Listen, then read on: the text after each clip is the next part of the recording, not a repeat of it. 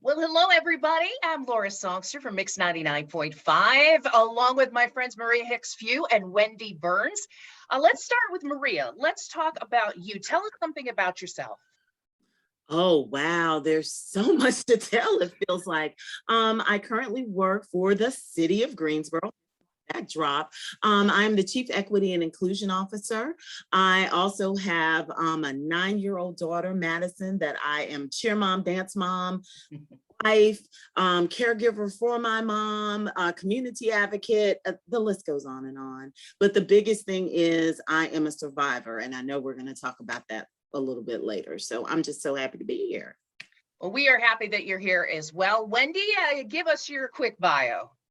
Quick bio, I have been the owner of the Jazzercise Fitness Center here in Greensboro since 1993, and also a mother of a 24-year-old and wife, of course, and a breast cancer survivor of 12 years.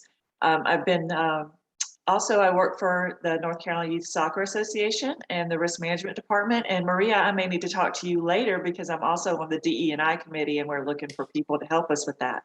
Yes, that sounds great. That sounds Look at great. these women networking. Here we go. Working.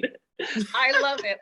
Now, Maria, when you got your cancer diagnosis, having not experienced that, thankfully, I imagine you're okay once, and then in a second, your life turns on a dime. It did. It was a total shock. I can do the air quotes, breast cancer allegedly did not run in my family. So I just went in for my routine mammogram.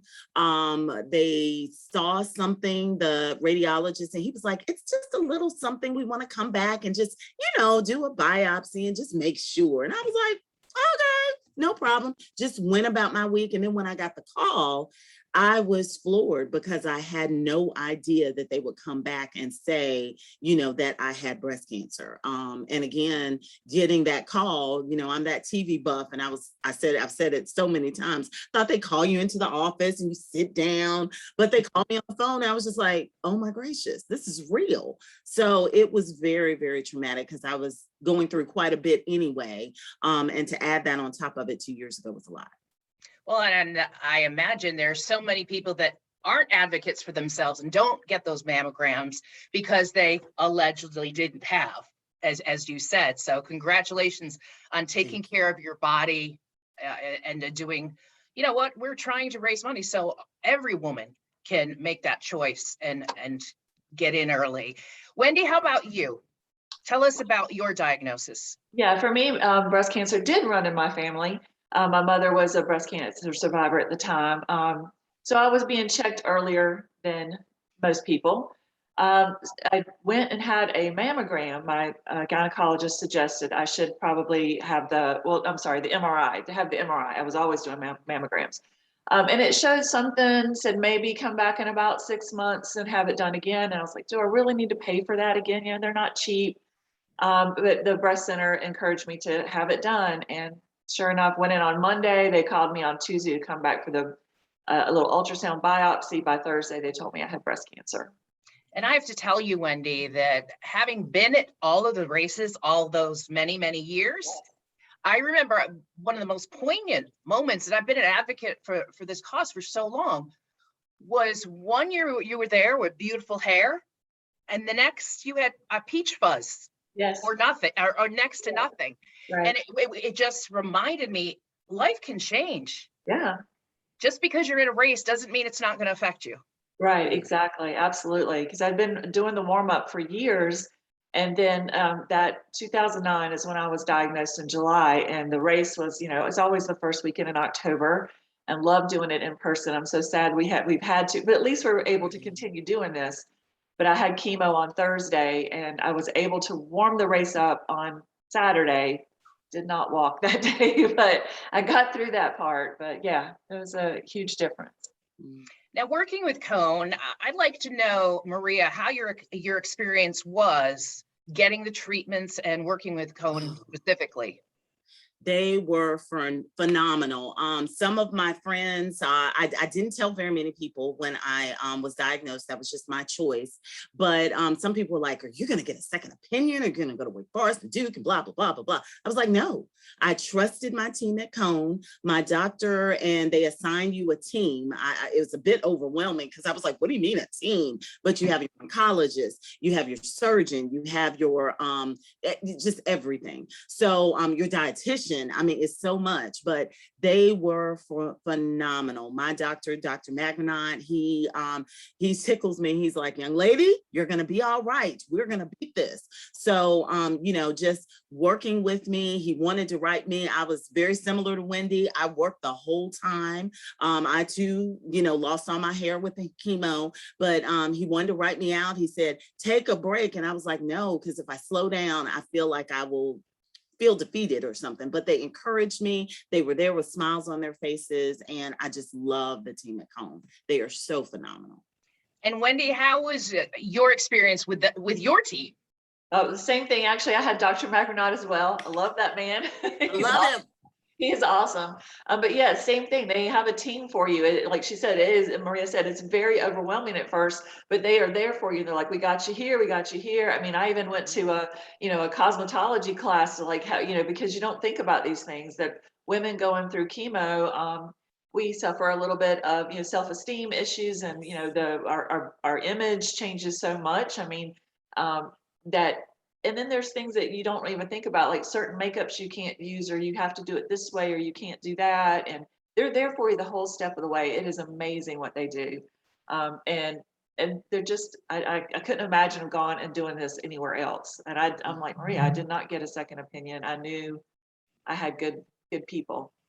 It really sounds to me from what both of you say that it's not just the breast, the cancer, it's the entire being and your soul and maybe your faith. And I mean, without makeup, I mean, that's a big thing. Yeah. It's horrifying for me to think about. It's horrifying. And I can truly say, my husband was a trooper. My daughter, the little prankster that she is, I found a picture that she took of me with me off guard, and I was bald and I was in the mirror and I had no makeup on. I was like, I look like that. So just the toll that it takes on your family, your spouse, your children. And, it's so phenomenal, the fact that we made it through. Yeah, absolutely. I'm here. I do say that I don't worry about bad hair days as much anymore, because I'm like, bald, you know what? I can make it through. Absolutely. And Wendy, I can truly say my friends know ever since high school, because I'm from Greensboro. So at Smith High School, I was that cheerleader that her hair fell perfectly. Everybody used to on me. I'm known for my hair. And I said, I live for my hair, you guys. And then I just had to say, I just have to live. Forget about living for your hair and living for everything else. Your life takes a different perspective after you go through this. Absolutely. It really does. And I imagine initially you get some sort of treatment idea. It's going to start here. Hopefully it'll end here. It'll be this many treatments. When you got to the last one and they said, baby, you're good to go. You did it. How did that feel? Let's stick with you, Maria. Well, mine was a little different. I don't know if Wendy had this experience because she knows Dr. Maggernot well. I actually had to stop my treatment early. They give you 2 rounds of drugs with the aggressiveness of my cancer, because the other thing that I didn't talk about, and I know Wendy knows, you have your diagnosis, but you also, when they send your biopsy off, it's a certain level that you have. So I was outside of the range by 3 points. And so I was like, but that meant my cancer could be aggressive if it came back, and it would come back more aggressively. So I chose to do chemo, and I can truly say the first round with as they say, Red Devil, whoo, that was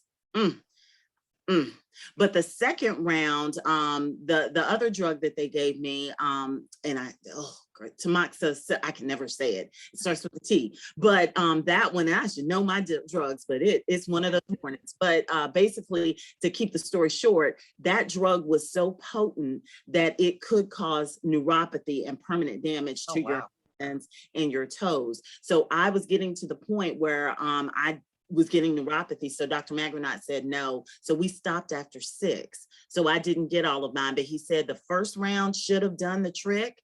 So we're going to stop it right here. So I do have permanent damage in my fingertips and my toes as well too, because of the drug. So it takes me a little longer to walk sometimes.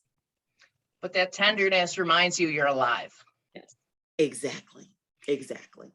Now, Wendy, when you felt like you were on the other side of it, what was that emotionally like for you? It was wonderful, and it's similar to Maria's story. I was HER2 positive, so I had to take Herceptin for a whole year.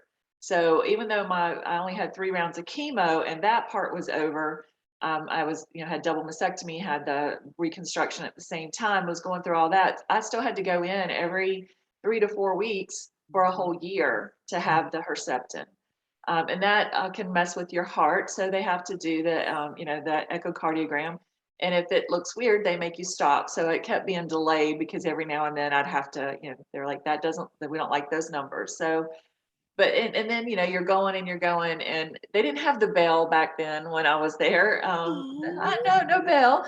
But when Dr. Magranat released me after about year 5, I think, they gave me a little pink graduation tassel, and I was like, what is this? They're like, you're graduated. We don't need to see you anymore. And I was stunned, really. I was like, wait, no, I don't know about that. I think you still need to see me. Right. But it was this overwhelming, like, oh, okay, I did make it. I am on the other side of this. And, I'm still diligent. I still, even though I have, fake breasts, I still have to check the tissue. And I don't know. I don't even know how to describe it. It's indescribable to have that feeling like I've made it. I'm on the other side of this now. So yes. You're too busy fighting to really count the days, I imagine. Exactly. Absolutely. Absolutely. That's incredible. And Maria, you have chronicled your journey in a book. Tell us about it. Yes, it's called From Cocoon to Butterfly.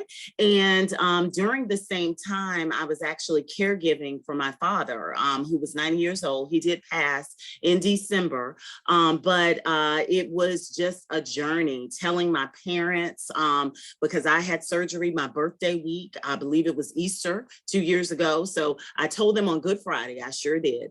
And just going through that when you have elderly parents and, telling them your only daughter pretty much, is sick and she has to care for you and she is sick.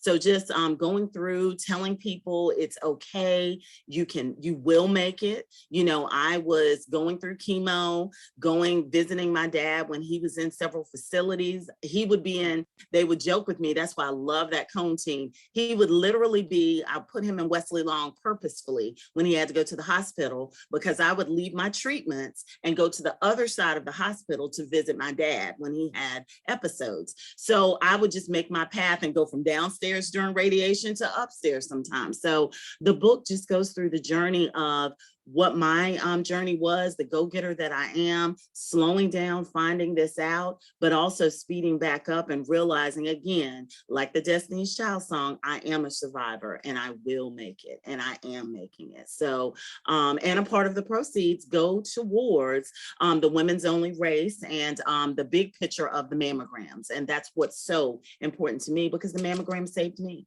So I want to save others. Well, and in doing so, how do we get your book? How do you get my book? You can go to my website, hrforyou.org, and there is an order form there, and my team will get that book out to you. We are so excited. We've had an uptick, of course, because everybody's anticipating October coming shortly in a few days. So we've had some pre-orders and I've ordered some more books. So you can go to hrforyou.org and the book is right there. So please support. So definitely we can continue to support Cone and the quest of getting those mammograms. Let me clarify something, Maria. Is it the number 4 or the? That is a good question. It's actually HRFOR and it's you.org. Okay. Yes. Because I'm blonde, so I need a little extra help. Yes. It's for my HR kind of thing, because I'm life coach, all that good stuff too. So I just kind of put it all there. So if people did need the support, because I've been helping a lot of women. So I was quiet, and now it seems like I'm talking all the time. So, definitely if anybody wants to talk, if anybody needs support, I'm there. I am definitely there. And I'm coming back to Jazzercise, Wendy. I used to the time over there on Spring Garden Street. I used to get it in Jazzercise. I thought I recognized you. Yes. It's a small world. Now, Yeah. Maria, I have one more question for you. In chronicling your experience, was it reliving it and it made it more painful, or was it therapeutic? It was therapeutic. It was therapeutic. I had held on to that for so long, that just putting it on paper, and that's really what I was doing. I had a journal, and I was journal, my good days, my bad days, what I was going through. And then I finally talked to a good friend of mine, and they were like, Maria, you can help people. Your gift is helping others. That is what you were put on this earth to do. So I said, wait a minute. You're right. So, I found a local publisher, Fiery Beacon Publishing House, and we put everything together. And I was terrified, especially my bald picture. I never showed my bald head in public, Wendy. It sounds like you did, but just putting pictures and those testimonies out there, it was therapeutic. It got me through the last year, really. It did. That's wonderful. Wendy, I obviously have seen you years and years on stage and doing what you do best with Jazzercise. What brought you to the cause initially? Initially Cone was looking for somebody to warm up the crowd, and one of my members happened to work for Cone. So, they're like, hey, I think you would be a great fit. And when I found out what it was and what the organization does, and my mom being a breast cancer survivor, I was like, oh yeah, we are in this, and as Maria knows, most of our participants are women. Or, Yes. we invite men, they're welcome to come, but it just tends to be 99% women that are in there. And, when 1 in 8 women are affected by or have breast cancer, you look out in your room and it's not just me. There was always somebody else in the room that was a breast cancer survivor. So we've just taken that to heart and been there every year since then for over 25 years now. It was before my son was born. And even last year, even though we couldn't warm up the race, we had a special breast cancer day out in the parking lot, since we were trying, COVID, you're trying to be as safe as possible. And we raised money for we still encourage them to do the race, to sign up for it. But then we had donations for the event then too. So And you're still giving back. I understand there was a coupon this year for the race. Yeah. And the winners get a free month of Jazzercise as well. So Ooh, yay. If you've never Jazzercised, you need to try it. It's fun. Because it's what I have found over the years is that you have muscles you haven't worked in a while. And it's fun, and the communal piece of it, and it's always great music. It's a whole lot of fun, and certainly I know the women at the races have enjoyed that so much. I'd like to ask you this. I'm going to go back to Wendy. When you're standing on that stage, and you and I have had the ability to do that, and you look out on this swarm of women, children, best friends, survivors, from 1 month to 40 years. Right. What is it like, if you can explain it to those who haven't had our perspective, our view, right, what it feels like to look out on that sea of primarily pink?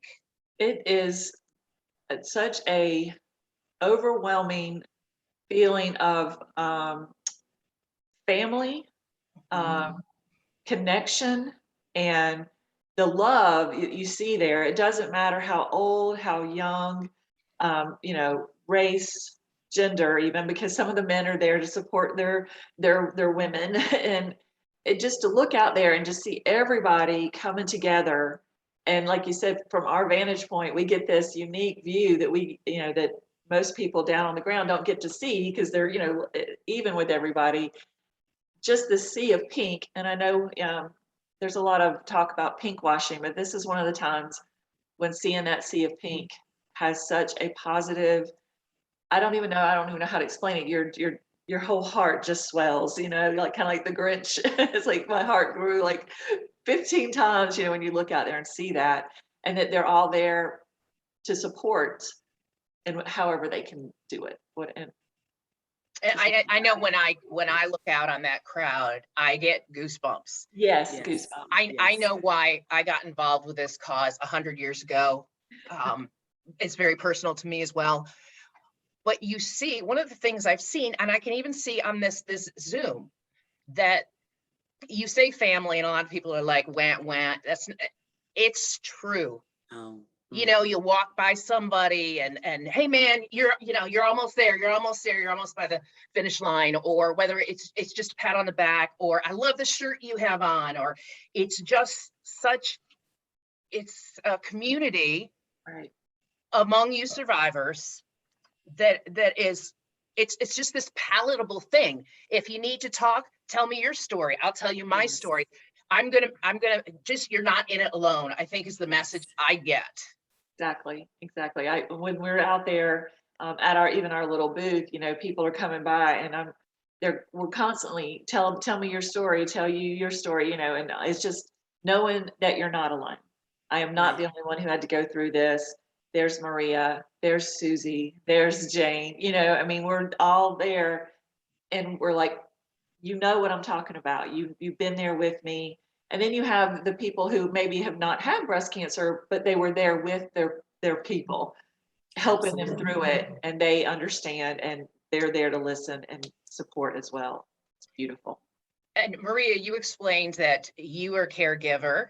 Yes. And you have to worry your parents by telling them the truth, because that's what you do.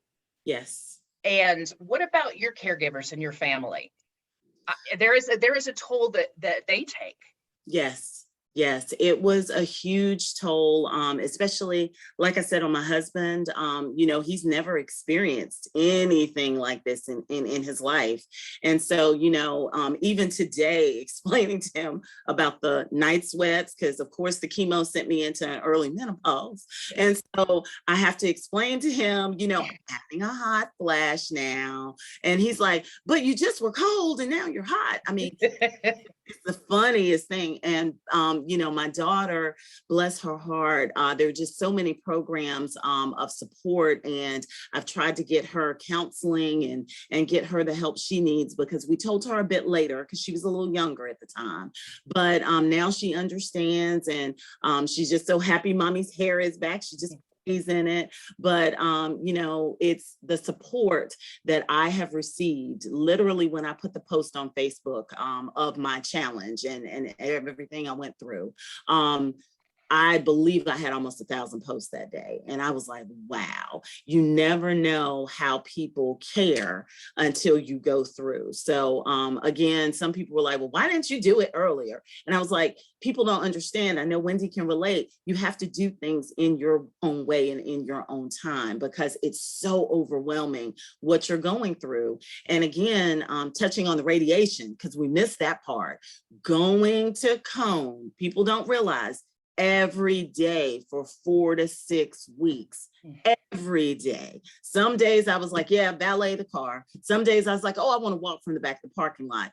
But it's a toll on you, your schedule, your brain, everything. So just having that support system, my girlfriends came and sat with me in chemo and radiation. I wouldn't change it for the world. And of course, my family did as well too. So, mentally, I'm strong right now. And that's why I'm just so happy to be able to do these interviews, and this interview especially, to let people know we are there to support. There are a whole lot of us that can help you through. And as a person who is a life coach and who loves to make things work right and be happy, it was kind of a role reversal where you were in need. Yes. And I relied heavily on my spiritual advisors, my pastor and my bishop.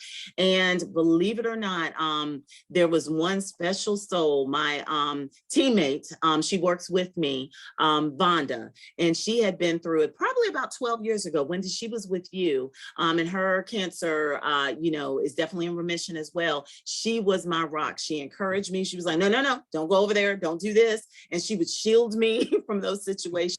So So having just that one person event, and also, like I said, my spiritual advisor, and just kind of talking it through, I'm just so happy. But it was very hard because I'm used to helping people, and Right. I helped. Right. Wendy, I know that once you get the diagnosis, regardless whether you keep it to yourself and your immediate family, or, in your case, however long it was, and you were on stage with your bald head, are there things that those of us who haven't lived it shouldn't say? I know that a lot of times, say you lose someone in your life, and there are a lot of platitudes, and you're like, you don't understand. Yeah. It may come from a good place. Is there something that we should stay away from? I wouldn't say stay away from. I know for me, and Maria probably the same way, as soon as you find out the diagnosis, well, first off, you're like, now, okay, I got to deal with this. How do I tell my 12-year-old? How do I tell my mother? And then also, I don't want to be the cancer woman. I don't be the Yes. cancer person. Yep. I don't want that pity. I don't need pity from anybody. I might need some support. I'm okay. I can deal with this. I'm going to be fine. But I just don't, also very independent. I usually help others up there, trying to encourage them to be the best, strongest person they can be. And then also trying to figure out how to tell my members. And, I just did it. I just ripped the Band-Aid off there. I knew I was going to have to get through it. So I don't think there's any bad thing you can say, except for I didn't like pity, like, don't, oh, I'm like, I really hate to hear that. What can I do for you? That is a huge thing. Or, I'm there for you. Or not even, a lot of times people say, let me know what you need. Never gonna let you know what I need. That's the worst. Yeah, I'm not gonna let you know what I need. You need to just bring me something. You just need to do something. And that's it. I feel like when people say, let me know if you need anything, is just their easy way of getting out of it a little bit, So whereas if you just Take action. Just do something. Can I pick Will up from school? Can I take him to soccer practice? We're going to do that. We're just going to arrange a carpool, that kind of thing. So, action is way louder than words. That's interesting. I think that both of you are just naturally positive people. And I would imagine, only watching Grey's Anatomy, I'm so much of a doctor, but I know that your attitude really, is altitude. Absolutely. Yes. I've had people ask me, like, how are you not just in your bed crying? Well, I'm not going to say I never had a pity party and went back there and cried and, in the shower. I didn't want my son to hear it, but at the same time, how does that helping me? How is me, crying every day and feeling sorry for myself? How is that helping me get through anything? And there's always, and I still believe this with everything I go through, I deal with it, I process it, but I always know there is somebody worse off than me. Yes, Wendy. Yes. There's always somebody that is something way, and as we talked about earlier with the stress, you go through so much physical, emotional, mental, but then there's also the economic toll that this puts on you. I did not have radiation like Maria because I don't know how, that's horrible. Having to go every day, I couldn't imagine. That is over and over and over. I at least had a 2-week gap between my chemo, to recuperate. But the economical and monetary drain it puts on a person and a family that people don't understand. And I was lucky enough to have excellent insurance. Yes. And same. Be able to afford the treatment I needed. And that's why this is so important, this Women's Only Walk and this fund, this mammography fund, because there's so many women in this area that do not have that. They do not have that luxury. And absolutely. One of us didn't mute our phones. Excuse me. And I was going to add to that, Laura, when I would sit up in the chemo room, especially, not so much the radiation room, but the chemo room, and you look around, and you're looking at yourself and it takes its toll. It does. But when you're in there, and I know for me, I never, thank the Lord, was sick. I had my Saturday after where I was, lethargic and tired because I would have to go get my Lunesta shot the day after. I typically have my treatments. You did the same thing, Wendy, on Friday, so I could go on Saturday morning and get my shots. And that's the shot to help you, kind of with the resistance. But now it's me with the phone. But when you actually do that and you look around and you see everyone else, you can say, gosh, I'm blessed, because for me, I kind of marched through it with no issues, no major issues. Right. So it was huge to say. And I also sat there and I remember that day, it was my third chemo treatment. And I looked around and I said, God, thank you for allowing this to be me and not my mom and not my dad and not my child and not my husband. I said, I will take this as the person in our family to go through this because of my strength and because of my faith. So I was blessed. Looking around that room, you always can tell there were so many more people, much, much more worse off than especially my situation. So I prayed for them every day because it was hard watching. I don't know about you, Wendy, but that chemo room is no joke. It's not just breast cancer people in there.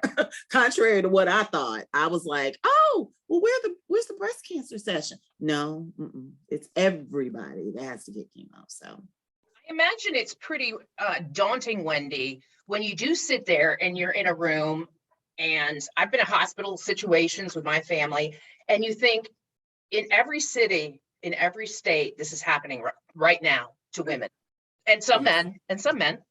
right. That has to just be startling.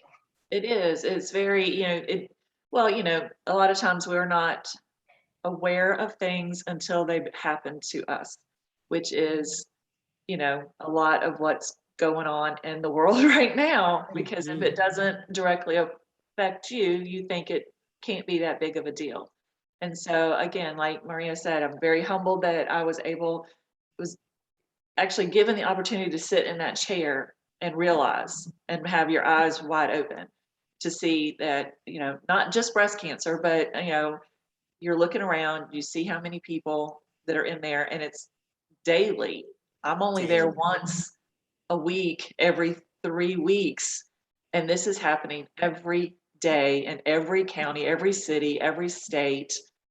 It's, it's heartbreaking, also, and overwhelming.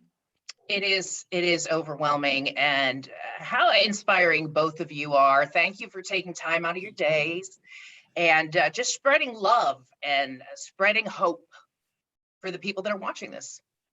Thank you, Laura. Thank you. And please let's be on stage for real next year. I'm gonna be up there with Wendy, Jasmine. Yes, come on. Let me. Yes, yes. I We have love to it. do lunch. We have to do lunch. We are so similar. That's what's so. Absolutely. I have your email now, so I'm gonna. Yes, that's right. That's right. I love everything about this, ladies. Thank you so much. Thank you, Laura. Thanks for having us. We really appreciate it. Thank you. Yes.